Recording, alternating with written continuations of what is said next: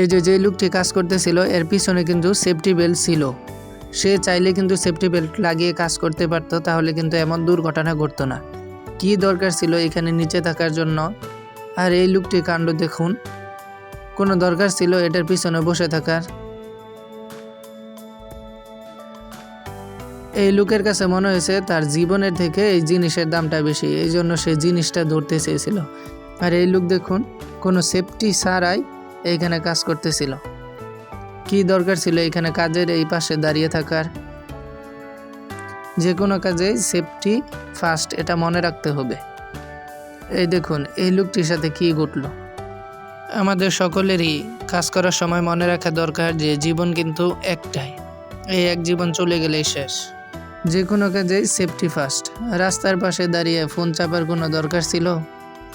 তারা এখানে কাজ করতেছিল উইদাউট এনি সেফটি, কোনো সেফটি ছাড়াই, যার কারণে এমন দুর্ঘটনা ঘটলো।